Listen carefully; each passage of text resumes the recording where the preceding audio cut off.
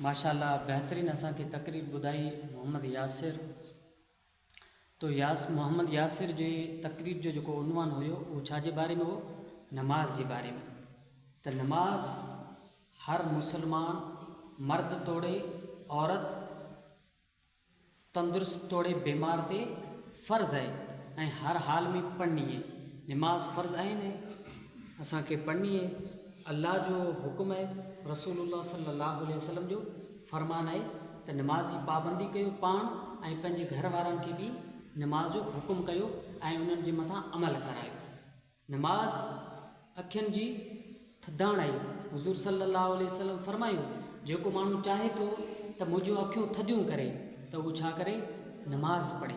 नमाज पढ़ण सां रसूलुल्लाह सल्लल्लाहु अलैहि वसल्लम जूं अखियूं थधियूं थियनि थियूं। पोइ जेकॾहिं असां रसूलुल्लाह सां मोहब्बत कंदा आहियूं, असां ये दावा कंदा आहियूं त रसूलुल्लाह सल्लल्लाहु अलैहि वसल्लम जा असां आशिक़ आहियूं, असां मुहिब आहियूं, त पोइ हर माण्हू जी इहा चाहत ऐं ख़्वाहिश हूंदी आहे त मुंहिंजो महबूब हमेशह ख़ुशि हुजे, मूंसां राज़ी हुजे। त पोइ असांजो महबूब केरु आहे? मदीने वारो मीर। असांजो महबूब केरु आहे? मदीने वारो मीर आहे। ऐं असांजी इहा चाहत है कि महबूब असांजो ख़ुशि हुजे, असां सां राज़ी हुजे। त हुज़ूर सल्लल्लाहु अलैहि वसल्लम फरमायो ऐं तॾहिं राज़ी थींदसि ऐं तॾहिं ख़ुशि थींदसि जॾहिं तव्हां नमाज़ पढ़ो। तो असां अहद कयूं त इंशाअल्लाह नमाज़ पढ़ंदासीं।